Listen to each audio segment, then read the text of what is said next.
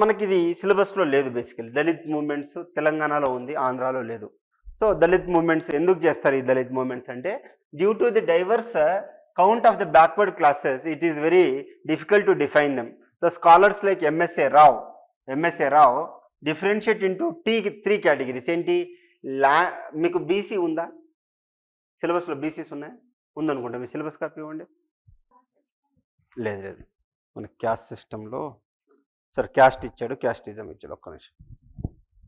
BCC ఇచ్చాడు, ఇక్కడ welfares of the BCC ఇచ్చాడు. కాబట్టి కొంత మనకు బీసీస్ గురించి అవగాహన ఉండాలి. ఓకే, బీసీలు అంటే ఎవరు, వాళ్ళని ఎలా డిఫైన్ చేశారు, ఏంటి అనేది మీకు తెలియాలి కొంత. ఓకే, ఇచ్చాడు కదా, బీసీలు ఇచ్చాడు కదా. Okay, welfares of the BC. So caste system అయిపోయింది ఇప్పుడు మనకి. ఓకే, మనకి టిక్ చేసుకోండి, మనకి ఏమేమి కంప్లీట్ చేస్తున్నాం టిక్ చేసుకుంటే మీకు కూడా ఒక క్లారిటీ వస్తుంది. సో మనకు ఒక టాపిక్ కంప్లీట్గా అయిపోయింది అనమాట. ఏం టాపిక్ అయిపోయింది? కాస్ట్ అయిపోయింది. ఓకేనా, క్యాస్టిజం అవ్వాలి, అది కంప్లీట్ చేస్తా. సరేనా? సరే. So the scholar like MSA Rao differentiated them into three categories: landed class backward classes, non landed service classes అంటే అన్టచబుల్స్. సో ఈ యొక్క backwards classes and Dalit movements in India గురించి చదువుతున్నాం అనమాట. ఇప్పుడు మనము ఈ యొక్క బ్యాక్వర్డ్ క్లాసెస్ని ఎన్ని విధాలుగా డివైడ్ చేశారు? 3 విధాలుగా డివైడ్ చేశారు. ఎవరు డివైడ్ చేశారు? ఎంఎస్ఏ రావ్ అనే అతను ఈ యొక్క బ్యాక్వర్డ్ క్లాసెస్ని 3 విధాలుగా డివైడ్ చేశారు. ఏంటి? Landed class backward classes, non landed services classes and untouchables. ఇప్పుడు ల్యాండెడ్ క్లాస్ బ్యాక్వర్డ్ క్లాసెస్ అంటే ఫర్ ఎగ్జాంపుల్ యాదవులు ఉన్నారండి, వాళ్ళకు 20 ఎకరాలు 30 ఎకరాలు ఉంటాయి, అయినప్పటికీ వాళ్ళు backward class. Okay, they consider themselves as a Shudra only. Non landed service classes అంటే ఏంటి? ఫర్ ఎగ్జాంపుల్ నాయి బ్రాహ్మణులు కావచ్చు, వడ్రంగి వారు కావచ్చు, ఈ యొక్క రజకులు కావచ్చు, అంటే బట్టలు ఉతుకుతారు కదా వాళ్ళు కావచ్చు. ఇలాంటి కమ్యూనిటీస్ అందరూ ఎవరు? Non landed services class. And untouchable classes అంటే ఎవరు? మన దళిత్స్ అన్నమాట. ఓకే, లాస్ట్లో ఉంటారు, శూద్రులు అంటాం కదా. సరే, వాళ్ళు మనం ఏమంటాం? పంచములు అని అంటాం అనమాట. సో ఈ విధంగా ఇది రాసుకోండి, చాలా ఇంపార్టెంట్. మీకు బీసీస్లో చాలా ఇంపార్టెంట్, ఇది రాసుకోండి. So who differentiated the backward classes? MSA Rao. చాలా ఇంపార్టెంట్, రాసుకోండి, రాసుకోండి. చాలా ఇంపార్టెంట్, చాలా అంటే చాలా ఇంపార్టెంట్. మొత్తం ఏముందబ్బా, 4 లైన్లు ఉంది కదా, రాయండి. Okay, done. So who differentiated a backward class?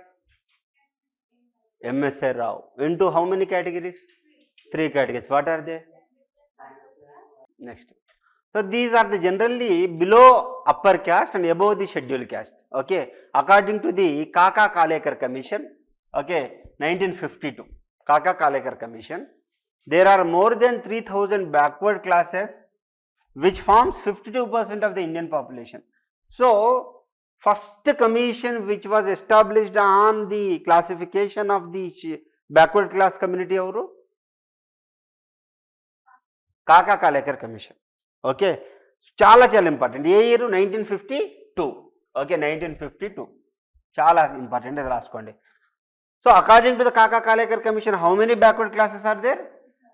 3000 backward classes are there. What is their population in the total Indian population? 52% అన్నమాట. 52%. చాలా important. What is the first commission to define who are backward classes? Kaka Kalelkar commission. Okay, కాకా కాలేకర్. ఇందాక మనము తప్పు మాట్లాడుకున్నాము. ఇక్కడ untouchables అంటే బీసీలోనే untouchables ఉంటారు కొంతమంది. ఇక్కడ ఎస్సీల కిందికి రారు వీళ్ళు, బీసీలోనే అన్టచబుల్స్ ఉంటారు. ఓకే, అంటే ప్యూర్ అన్టచబుల్స్ మన పంచములు వేరు, వాళ్ళు వేరు. ఓకే, దళితులు వేరు. ఇక్కడ బీసీలోనే అన్టచబుల్స్ ఉంటారు. అంటే ఫర్ ఎగ్జాంపుల్ ఎలా ఏమంటారు, మనం ఫెస్టివల్స్ జరిగినప్పుడు చేతులు కోసుకుంటూ ఉంటారు చూడండి, ఒక డంకులు కొట్టుకుంటూ పెద్ద పెద్ద ఒక చండ్రగోళ్ళ తీసుకొని ఫాట్ అని కొట్టుకుంటూ డబ్బులు ఇస్తూ చేయి కోసుకుంటా అంటారు చూడండి. ఆ కమ్యూనిటీ కూడా బీసీ కమ్యూనిటీ కిందకి వస్తుంది. బట్ అర్థం కాలేదా? ఎప్పుడు చూడలేదా వాళ్ళని? ఓకే, లేదు. ఫర్ ఎగ్జాంపుల్ నువ్వు ఈ సినిమా చూసావా? ఏ సినిమా? ప్రభాస్ది. ఒక్క ఛాన్స్ కాదు, ఒక్క అడుగు అని అంటాడు చూడు. ఏ సినిమా అది? ప్రభాస్ది. ఛత్రపతి సినిమాలో వేణుమాధవ్ చేస్తాడు చూడు. ఓకే. సో వాళ్ళని అన్‌టచబుల్స్‌లా చూస్తారు. They are BC only but they are untouchables. ఓకేనా? అర్థమైంది కదా! సో అది. So who is the first commission to differentiate like to study about the BCs? Kaka Kalelkar commission. Okay. So the movements were triggered by the numerous factors. ఎందుకు ఈ BC movements ఏవైతే ఉన్నాయో, ఆ movements ఎందుకు జరిగాయి? ఒకటి బ్రిటిష్ పాలసీ ఏంటి? Divide and rule policy. Improper land distribution, ఉన్నవాడి దగ్గరే ఎక్కువ ల్యాండ్ ఉండింది.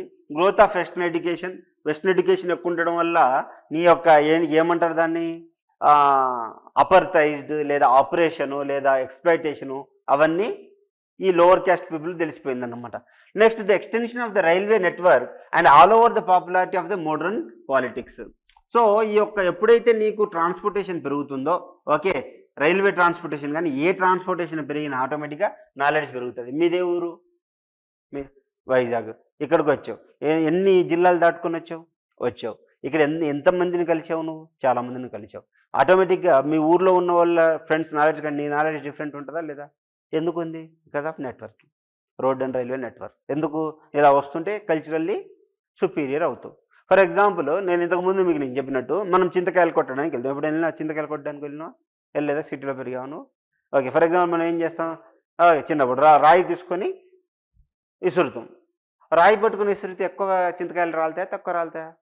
తక్కువ రాలుతాయి. ఇంత పెద్ద కర్ర తీసుకున్నాం, వేస్తే ఎక్కువ రాలుతాయా తక్కువ రాలుతాయా? ఎక్కువ రాలుతాయి. కర్ర కాబట్టి దాని యొక్క లెంత్ ఎక్కువ కాబట్టి ఎక్కువ దూరం తగులుతుంది, అవుతుంది. ఫర్ ఎగ్జాంపుల్ కొంతమంది ఏం చేశారు?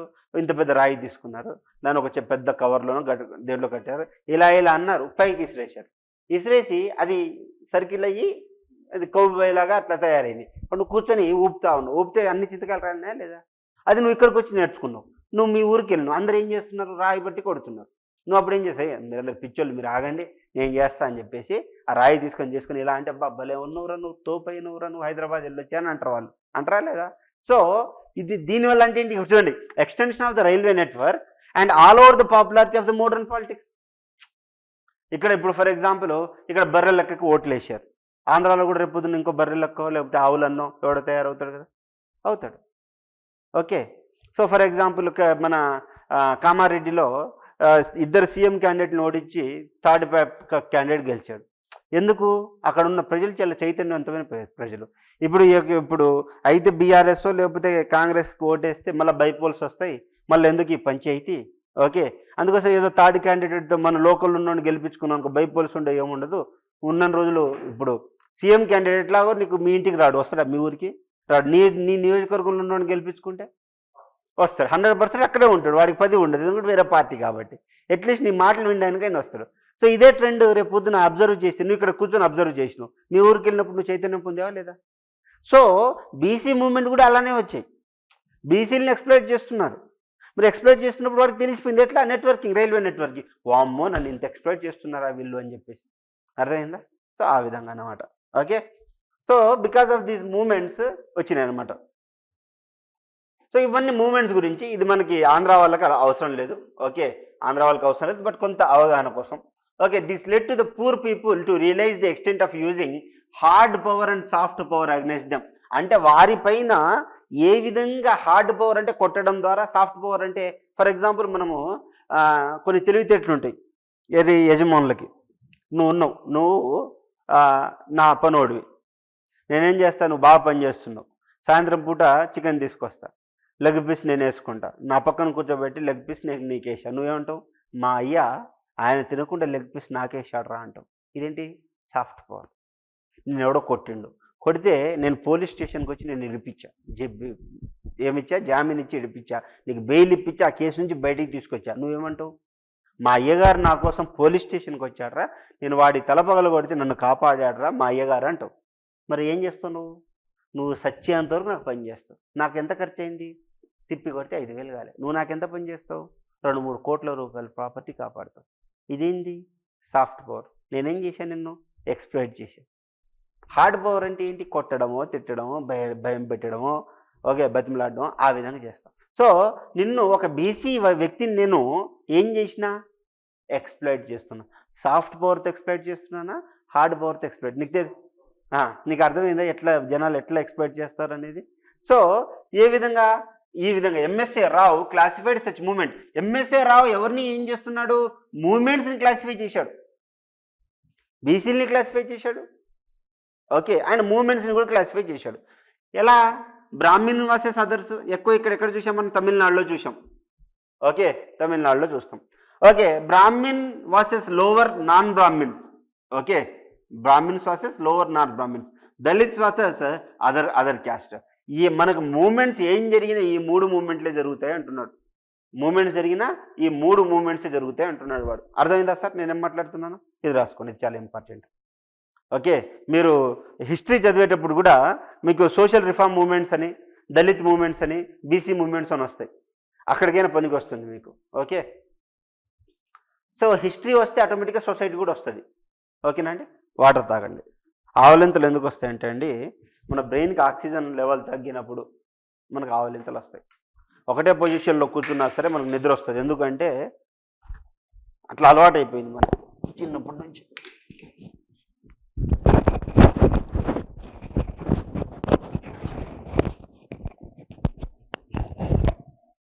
So Kaka Kalekar Commission, the first backward commission appointed by the government of India, identified more than 3,000 caste communities and other backward caste and the OBCs. So Kaka Kalekar Commission యొక్క disadvantage ఏంటంటే sir, he has not given the proper scientific methodology that how he classified the backward caste. ఒక community ఉందండి, ఆ community నువ్వు backward కమ్యూనిటీని ఎలా చెప్పగలిగావు అన్నదానికి ఇందులో proof లేదన్నమాట. అందుకోసం నెక్స్ట్ వచ్చేది బిందేశ్వర్ కమిషన్ వస్తారు, మండల్ కమిషన్. ఆయన్ని మండల్ కమిషన్ అంటాం అన్నమాట. So second commission to appoint on the study of the backward caste ఏంటండి? మండల్ కమిషన్. చాలా ఇంపార్టెంట్. 1980 చాలా ఇంపార్టెంట్, చాలా అంటే చాలా ఇంపార్టెంట్. ఎగ్జామ్స్లో అడుగుతూనే ఉంటారు. The second backward class commission calculated 52% of the population including non Hindus, that is constitute other backward caste besides the number of state government appointed educationally backward caste or classes. So మనకి ఒక backward caste అనేది కేవలం హిందువుల్లోనే కాదు, ముస్లిమ్స్లో ఉన్నారు, క్రిస్టియన్స్లో కూడా ఉన్నారు. So మన హిందువుల్లోనే backward class ఉన్నారు అనుకోవడానికి లేదు అని చెప్పేసి మన మండల్ కమిషన్ ఒక సైంటిఫిక్ మెథడ్తో వచ్చాడనమాట. Almost all the commissions except the Rane Commission in Gujarat 1983 used the social and educational economical criteria for the identifying the backward class. So third commission అంటే స్టేట్ వైడ్గా ఉన్న కమిషన్ ఏంటి సార్ అంటే రానే commission. ఎప్పుడు sir? రానే commission. ఎప్పుడు ఇది? 1983. అది ఎప్పుడు? 1980. ఈ రానే కమిషను ఏం చేసింది సార్ అయ్యా అంటే ఎడ్యుకేషనల్ అండ్ ఎకనామికల్ క్రైటీరియా తీసుకుంది. దేన్ని?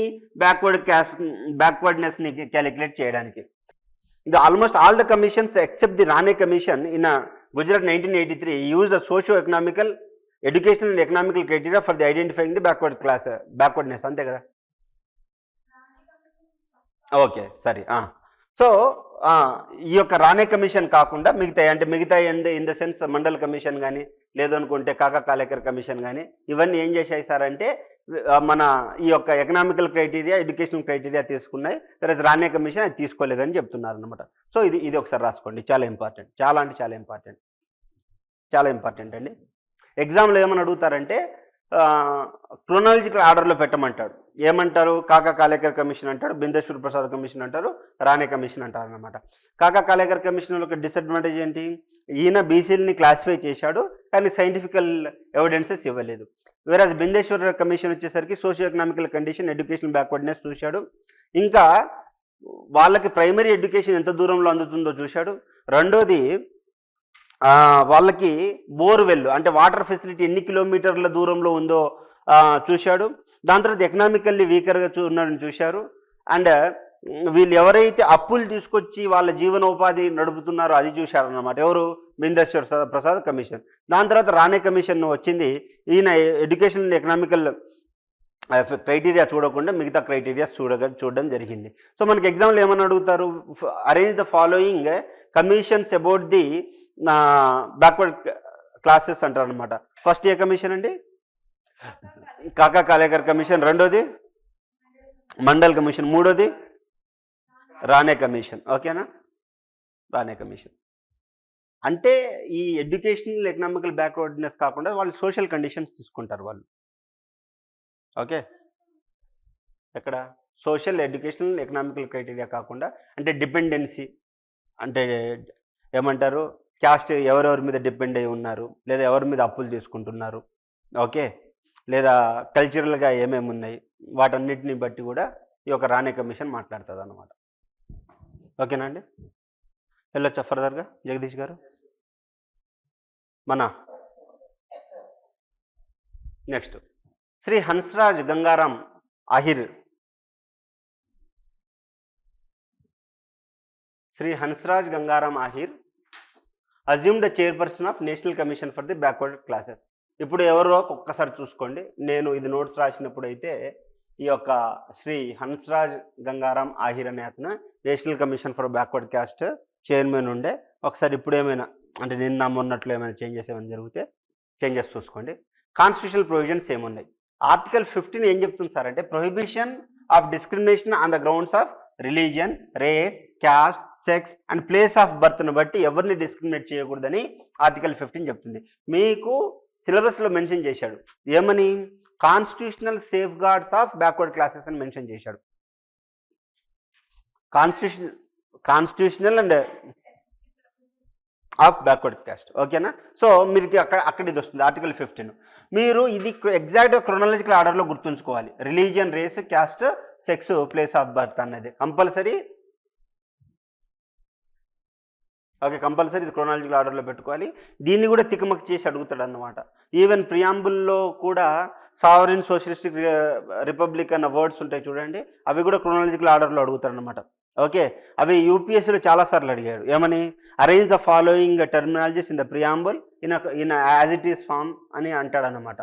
సో అప్పుడు మీరు ఇబ్బంది పడతారు. సో అది చాలాసార్లు అడిగారు. గ్రూప్ 2లో అడిగారు, గ్రూప్ 1లో అడిగారు, సివిల్ సర్వీస్లో అయితే 2-3 సార్లు అడిగాడు. సో మీరు ఈ యొక్క ఆర్టికల్లో ఉన్న రిలీజియన్ ఫస్ట్, దాని తర్వాత race, caste, sex, place of birth. Okay, place of birth last, religion first, దాని తర్వాత ఇంకో ఆర్, ఇప్పుడు RRC SPB. Okay, SPB. Okay, SPB అంటే ఏంటి? మన ఎస్పిబి అబ్బా, ఎస్పి బాలసుబ్రహ్మణ్యం లాగా అట్లా అన్నమాట. So RRC SPB first religion. ఇప్పుడు ఎట్లా అంత బీజేపీ నడుస్తుంది కాబట్టి మీరు ఎగ్జామ్ రాసేటప్పుడు బీజేపీ ఉంటుంది కాబట్టి రిలీజియన్. ఇంకోవారు మిగిలింది అంటే రేసే, దాని తర్వాత ఇంత మిగిలింది caste. So religion, race, caste, దాని తర్వాత sex, place of birth and place of birth. Okay, place of birth. Okay, so SP అని పెట్టుకోండి, సిఎస్పీ అని పెట్టుకో, లేదా మీ ఇష్టం ఏదైనా గుర్తుంచుకోండి. Okay, place of birth. Done. రాసుకున్నారు? ఇది మొత్తం రాసుకున్నారు? కోడ్లు కూడా పెట్టుకోవాలి. కోడ్లు పెట్టుకోకపోతే మీరు ఇబ్బంది పడతారు. Okay, religion, race, caste, sex and place of birth. Place of birth last. Next article 16. Article 16 మీకు తెలుసు అంటే పబ్లిక్ ఎంప్లాయ్మెంట్స్లో అందరికీ ఈక్వల్ ఆపర్చునిటీ ఉండాలి. Okay, so article 16 equality of opportunity in the matters of public employment. Okay, అంటే public ఎంప్లాయ్మెంట్లో అందరికీ equal opportunity ఉండాలి, అది ఆర్టికల్ 16. ఓకే, ఈ యొక్క 6ని కనుక మీరు ఇలా రిటర్న్ చేస్తే ఏమవుతుంది? ఇలా రివర్స్ చేస్తే, మిర్రర్ ఇమేజ్, వాటర్ ఇమేజ్ చేస్తే ఏమవుతుంది? సరే, మిర్రర్ ఇమేజ్ చేస్తే ఏమవుతుంది? మిర్రర్ ఇమేజ్ చేస్తే కిందది కాస్త పైకి కనిపిస్తుంది, అంటే 6 కాస్త P లాగా కనిపిస్తుంది అంటే పబ్లిక్ ఎంప్లాయ్మెంట్లో ఈక్వల్ ఆపర్చునిటీ అనేది. ఆర్టికల్ 340. ఆర్టికల్ 340 అనేది the constitution provides the appointment of the commission to investigate the condition and the difficulties faced by the social and educational backward classes and the make appropriate recommendations. అంటే రాష్ట్రపతికి ఎలాంటి అధికారం ఉంటుంది? ఎలాంటి అధికారం ఉంటుందంటే ఆర్థికంగా, సామాజికంగా వెనుకబడిన వారి గురించి అధ్యయనం చేయడానికి వారు ఒక కమిషన్ ఏర్పాటు చేయొచ్చు. So president has the constitution is giving the power to appoint the commission to investigate the condition and the difficulties faced by the social and educational backward classes and make appropriate recommendation. అంటే appropriate recommendations చేసి ఏం చేయాలి? వాళ్ళకి ఆశ్రమ పాఠశాలలు పెట్టడం కావచ్చు, లేకపోతే వాళ్ళకి ఎంజీ నరేగా ఇవ్వడం కావచ్చు, లేదు అనుకుంటే వెహికల్స్ ఇవ్వడం కావచ్చు, లేదా వాళ్ళకి రిజర్వేషన్స్ ఇవ్వడం కావచ్చు, ఇదంతా చేస్తారన్నమాట. ఓకే, ఇదంతా చేస్తారు. Okay, done. ఆర్టికల్ 15 చూసాం, 16 చూసాం, 340 చూసాం. మీరు దయచేసి 395 ఆర్టికల్స్ ఏవైతే ఉన్నాయో వాటిని బట్టి పెట్టడానికి ట్రై చేయొద్దు. మనకి ఏదైతే ఇప్పుడు మనం డిస్కస్ చేస్తున్నామో ఏ రోజు ఆ రోజు గుర్తుంచుకోవడానికి ప్రయత్నం చేయండి. Please try to put emphasis on whatever articles which are now we are doing in the class, dealing in the class. Don't try to remember everything. Okay, 395 articles మనం గుర్తుంచుకోలేం, కానీ సెక్టోరియల్గా గుర్తుంచుకోవచ్చు కదా. ఇప్పుడు బ్యాక్వర్డ్ క్లాసెస్కి, ఎస్సీ ఎస్టీస్కి, మైనారిటీస్కి, ఉమెన్కి, ఫిజికల్లీ డిజేబుల్డ్కి ఎవరైతే ఉన్నారో article 340 వర్తిస్తుందా, 15 వర్తిస్తుందా, 16 వర్తిస్తుంది కదా. సో ఈ విధంగా చదవాలి. పాలిటీని ఏ విధంగా చదవాలంటే ఈ విధంగా చదవాలి. మీరేం చేస్తారు, ఒక క్రమబద్ధీకరణలో చదివితే ఏమవుతుంది అంటే మీరు ఇబ్బంది పడతారు.